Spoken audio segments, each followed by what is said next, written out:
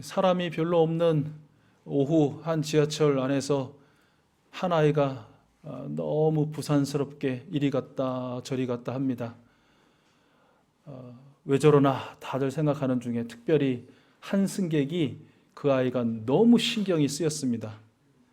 정신없이 이리 왔다 갔다 하니 거슬리기도 하고, 또 저 건너편 쪽에 그 아이의 엄마로 보이는 한 여인이 앉아 있는데 전혀 아이를 제지할 생각을 하지 않는 것이에요. 그저 멍하게 앉아 있었습니다.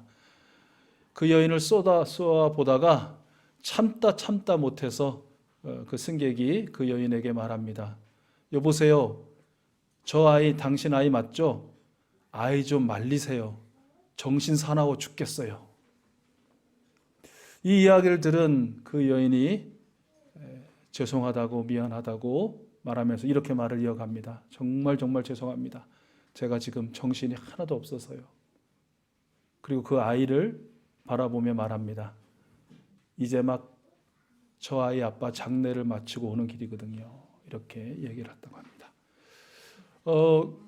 쏘아붙이고 뭐라고 했던 그 승객이 얼굴이 빨개지면서 너무 미안하다고, 내가 사정도 모르고 그런 얘기를 했다고 하면서 용서를 구했다는 그런 이야기가 있습니다. 여러분, 우리는 모릅니다. 그에게 어떤 일이 있었는지도 모르고, 그 일이 무엇 때문인지도 모르고, 그 일이 그 사람에게 어떤 영향을 미쳤는지도 모르고, 그 일로 인하여 그 사람의 상황이 어떠한지 우리는 모릅니다. 때때로 우리는 안다고 착각하기도 하죠. 옛말에 옆집 숟가락이 몇 개인지 다 안다라는 말, 여러분도 아시죠? 무슨 말입니까? 그만큼 사실은 스스럼 없이 왕래하고 또 관계를 돈독하게 이어온 사이다. 그 집 속속들이 모든 것을 다 안다라는 그런 느낌, 또는 좀 일종의 자만이 아닐까 싶습니다. 여러분, 정말 다 아는 걸까요? 그 옆집의 속속들이 그 상황을 정말 나는 다 아는 걸까요? 혹시 겉으로 보여지는 몇몇 현상에 기가 막힌 내 해석을 담은 가상을, 나의 가상을 그 집의 현실이라고 진실이라고 착각하는 것은 아닐까요? 여러분, 단적으로 우리 아내 되신 분들 종종 그런 말씀 하시죠. 야, 참 그 집 남편 하는 거 보니 그 부인 참 좋겠다, 부럽다. 여러분, 그러나 그 말을 듣는 부인의 심정은 어떨까요? 그 부인 역시 입술을 깨물며 콩콩 뛰는 마음을 다잡으며 너 한번 살아봐라 라고 마음 들 거 아닙니까? 그러면서 정말 그 아픔을 이기고 사랑할 수밖에 없는 원수일 경우가 종종 있더라라는 것입니다. 우리는 모릅니다.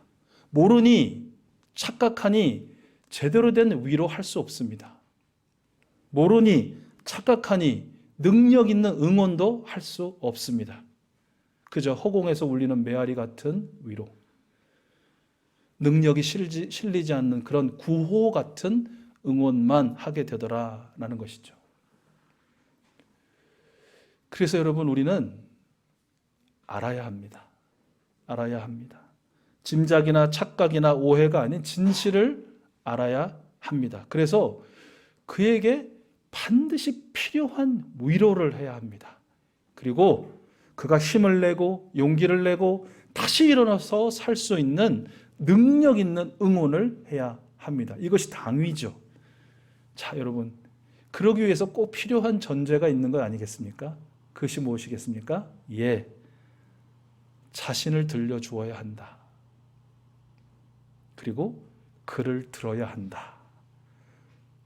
들려주되 자신을 들려줘야 하는 것이고요, 듣되 그를 들어야 한다라는 것입니다. 먼저는 자신을 들려줘야 합니다. 그렇지 않습니까? 들려주지 않는데 어떻게 할 수 있습니까? 우리가 점쟁이도 아니고. 들려주어야 하는 것이죠. 들려주되 어떻게 해요? 자신을 온전히 들려주어야 합니다. 온전히 들려준다는 의미는 무엇일까요? 당연히 마음속에 담겨있는 자신을 들려준다는 이야기예요. 가감하지도 않고 꾸미지도 않고 거짓되지도 않은 진짜 내 이야기를 들려주어야 하는 것이죠. 저에게도 뭐 드물게 친구 몇몇이 있습니다. 그 중에 목사 친구들이 꽤 있죠. 이 친구도 한 교회의 목사입니다. 이 친구는 정말 오래전부터 거의 한 20여 년 전, 10수년 전부터 자녀 이야기를 저에게 들려주었습니다. 자녀 이야기란 자녀에 대한 고민거리입니다. 아주 구체적으로 들려줍니다. 사실은 그 내용을 절대로 스피커폰으로는 들을 수 없는, 그냥 조용히 저만 들어야 하는 그런 내용입니다. 하나하나가 어찌 보면 큰 허물이고 정말 손가락질 받고 비난받을 그런 내용입니다. 누구에게 말하기도 부끄럽고 누가 알까 너무나 조심스러운 그런 이야기들입니다. 때로는 힘이 없는 목소리로, 때로는 분노에 찬 목소리로 제게 전화해서 오랫동안 이야기합니다. 그리고 그 이야기를 마치고 마무리하면서 하는 말이 있습니다. 참 부끄럽다. 그리고 참 미안하다. 이 마지막 말이 참 마음을 울립니다. 내가 너 아니면 누구에게 이런 말을 할 수 있을까? 미안하고 고맙다. 이런 이야기로 이 전화가 끝마쳐집니다. 내가 너 아니면 누구한테 이런 말 하겠어? 사실 그 친구의 이야기를 뭐 30분이고 1시간이고 듣고 있는 제가 어떤 위로를 할 수 있겠습니까? 사실은 어떤 응원을 할 수 있을까요? 정말 제가 진심의 위로 또 능력 있는 응원을 할 수 있을까요? 저는 못합니다. 왜요? 저는 그 친구의 삶을 단 한순간도 살아본 적이 없거든요. 저는 그 친구의 자녀와 아무런 관계없는 그런 삶을 살았거든요. 모르는데. 그런데 저는 그 친구에게 진정한 위로를 주시는 분을 알고 있습니다. 그 친구에게 정말 능력의 응원을 하시는 분을 알고 있습니다. 어찌 보면 문제투성이이고 허물투성이 있는 그 친구의 자녀를 사랑하시는 분을 알고 있습니다. 그 누구도 그 길을 바로잡을 수 없다고 말해도 그 좁은 길, 굳은 길 온전하게 펴시고 또 여시고 인도하시는 분을 알고 있습니다. 성삼위 하나님이십니다. 그래서 저는 진정한 위로를 하지 못해도 성삼위 하나님께 그 친구를, 그 자녀를 위로해 주시고 불쌍히 여겨달라고 기도하고 또 앞으로도 할 것입니다. 그 친구에게 능력 있는 응원을, 또 그 친구의 자녀에게 능력 있는 축복을 더하여 달라고 기도하고 또 앞으로도 기도할 것입니다. 주 하나님, 사랑하는 친구를, 사랑하는 그 자녀를 불쌍히 여겨 주옵소서. 사랑하는 내 친구를, 사랑하는 그 자녀를 구원하여 주소서. 우리 목장이라는 거 있지 않습니까? 우리 목장이 바로 이런 목장이 되어야 된다는 것이죠. 우리의 삶을 나누는 목장 말입니다. 내가 우리 목장 가족들에게 아니면 누구에게 이런 말을 하겠는가? 내가 우리 목장 식구 당신에게가 아니라면 세상 그 누구에게 이런 마음을 쏟아낼 수 있겠는가? 참으로 두려움 없이 온전히 자신을 드러낼 수 있는, 자신을 이야기해 줄 수 있는 그런 목장이 우리 목장이다라는 것이죠. 또한 주 하나님, 제가 저희의 말을 그저 들어줄 뿐 정작 필요한 위로 능력의 응원을 할 수 있는 그런 힘이 저에게는 없습니다. 하나님, 그러하오니 우리 귀한 사랑하는 목원, 우리 장로님, 우리 권사님, 우리 집사님, 우리 성도님 불쌍히 여겨주십시오. 저에게는 그것을 문제 해결을 위한 어떠한 생각도 또 능력도 힘도 없습니다. 하나님이 해결해 주시고 하나님이 열어주시고 하나님이 영광받아 주옵소서라고 그 영혼을 위하여 기도하는 그런 목장 말입니다. 들려주는 그 이야기, 그는 그래도 정말 고민 끝에 들려주는 그 이야기를 정죄하거나 섣불리 충고하려 하거나 다른 이에게 슬쩍 흘리거나 그러지 않고 그저 내 마음에 온전히 담아 내 영혼에 새기며 그 고통을, 그 눈물을 통감하며 주님께 간절히 중보하는 그런 목장. 이것이 목장 모임의 핵심인 것이죠. 이것이 바로 오늘 설교 제목이기도 한 하나님을 찬양하는 목장 모임의 모습입니다. 우리가 함께 읽은 사도행전 2장 46절 47절 말씀에서 이미 우리는 확인했습니다. 신약교회 성도들, 초대교회 성도들, 우리 믿음의 성도들 항상 성전에 모이기를 힘썼다고 했습니다. 바로 여러분들처럼, 우리들처럼. 그리고 그들은 집집이 돌아가면서 빵을 뗐습니다. 순전한 마음으로 음식을 먹었습니다. 성찬을 나누고 식사 교제를 나눈 것이죠. 그리고 그들은 하나님을 찬양했습니다. 하나님을 찬양했습니다. 하나님을 찬양함은 곡조 있는 찬양이기도 하지만 바로 앞서 말씀드린 것처럼 진정으로 자신을 들려주고 그를 들으며 중보하고 축복하는 것, 이 삶 나눔을 통한 하나님의 찬양도 더 크고 놀라운 것이죠. 목장 모임에는 식사가 빠지지 않는 이유가 그것입니다. 여러분, 아주 사나운 동물도요, 일단 충분히 먹여서 배불리면 온순해집니다. 비유가 좀 그렇습니다만은 우리도 크게 보면 동물 아니겠습니까? 굉장히 짜증이 나 있고 막 신경질을 부리는 사람 있잖아요. 먼저 맛있는 거 먹여보세요. 이 식사 전과는 많이 달라지는 거 볼 수 있습니다. 사실 우리도 그렇잖아요. 그래서 식사 같이 나눠요. 든든하니 맛있게 마음에 좀 평안이 있고 온순해질 수 있도록 함께 식사를 나누죠.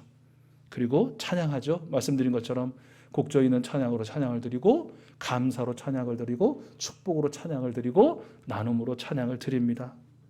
그리고 선교사님들을 위해서 함께 기도하고 응원하고 후원함을 통해서 또 하나님을 찬양합니다. 곡조 있는 찬양, 삼나눔의 찬양, 선교사님들 응원을 통한 찬양, 이 하나님의 찬양이 우리 목장 모임에 울려 퍼지는 것이죠. 이것이 바로 신약교회 그리고 목장 모임의 원본, 원형인 것입니다. 이 원형 목장 모임을 오늘 예배 후에, 예찬 후에 우리 목자들, 우리 부목자들이 먼저 모여서 리허설을 통해서 다시 익히려 합니다. 코로나 통해서 우리가 좀 흐릿해졌기 때문에 다시 좀 또렷하게 함께 이 내용을 나누고 함께 또 먼저 삶 나눔을 하면서 목장 모임의 그 초대교회의 원형을 다시 한번 새기고자 합니다. 그리고 예고드린 것처럼 마지막 주일 예배 후에는 우리 목장별로 이 모임을 또한 이어가고자 합니다. 우리 예배당 곳곳에서 하나님을 찬양하고 찬미하고 높이는 찬양 소리가 울려 퍼지게 될 줄로 믿습니다. 이 영적인 놀라운 찬양의 진동이 이 건물 그리고 이 지역을 또 우리와 함께 더불어 살아가게 하신 사람들에게 울리게 될 줄로 믿습니다. 하나님이 그리하여 하나님을 사랑하고 우리와 함께 십자가의 길, 천국의 길을 걷는 사람들을 더하여 주시는 것을 우리 익수수 교회도 우리 모든 예배자들도 경험하게 되실 줄로 믿습니다. 얼마 전에 우리 목원 가족하고 오랜만에 만나서 또 이런저런 이야기를 나누었습니다. 사실은 그분들을 만나는 것이 사실 좀 두려웠었습니다. 왜 두려웠냐면 오랫동안 그 목원들 위해서, 그 목원들 가정을 위해서 기도하는데 하나님께서 기도 응답을 안 해주시는 것 같은 거예요. 이게 하나님께는 원망하는 마음이 막 좀 크게 차오르고 그분들에게는 참 미안한 마음이 가득한 거예요. 그분들을 만나서 무슨 이야기를 할 것이며 정말 내가 기도해 왔다고, 지금도 기도하고 있다고 말할 수 있을까? 만약에 내가 그렇게 말한다면 그분들이 기도 안 하신 거 맞죠? 또는 목사님 기도에는 능력이 없나 봐요. 하나님이 길을 닫으셨나 봐요. 이렇게 말씀하시면 어떨까? 어떻게 할까? 사실 고민이 있었습니다. 그런데 여러분, 말씀을 나누면서 저 정말 마음으로 많이 울었습니다. 왜 그랬을까요? 이런저런 말씀을 나누는 중에 이미 하나님은 제가 기도하기 전부터도 그렇고 기도할 때도 그렇고 지금도 귀한 분들을 위하여 일하고 계셨기 때문에 그렇습니다. 하나하나 우리 하나님 다 일일이 함께 하시고 또 깨닫게 하시고 또 인도하시고 축복해 주셨다는 것을 귀한 분들의 고백을 통해서 다시 한번 우리를 위한 하나님의 일하심을 알게 되고요. 그리고 하나님의 일하심에 귀한 분들이 순종하고 계셨구나. 그리고 앞으로도 순종하실 것을 결단하시는 그런 모습을 보게 되었습니다. 얼마나 감사하고 감격적인 만남이었는지 모릅니다. 1시간 정도 이렇게 말씀 나누는 것이 마치 여러분이 경험하신 그 천국에 있는 느낌. 여기가 천국이 있다면 이런 곳이 천국이겠구나라는 것을 경험했습니다. 여러분 마태복음 3장 12절 세례 요한의 외침에 우리 한번 귀 기울여 봅니다. 예수 그리스도는 손에 키를 들고 있으니 타작마당을 깨끗이 하여 알곡은 곶간에 모아 드리고 쭉정이는 꺼지지 않는 불에 태우실 것이다.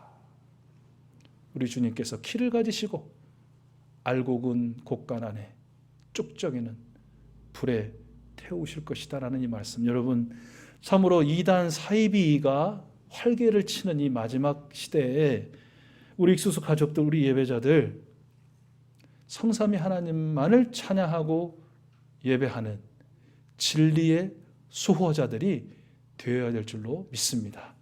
그리고 진리의 수호자로 사셨고 앞으로도 살아가실 우리 귀하신 여러분들 축복합니다. 많은 사람들이 그리스도인이라고 말하지만 껍데기 신앙인으로 살아가는 이 마지막 시대에 우리 사랑하는 익수수 가족들, 우리 예배자들은 성전에 모이기를 더 힘쓰고 집집이 돌아가면서 떡을 떼고 함께 먹고 함께 하나님을 찬양하는 알곡들 되어야 되실 줄로 믿습니다.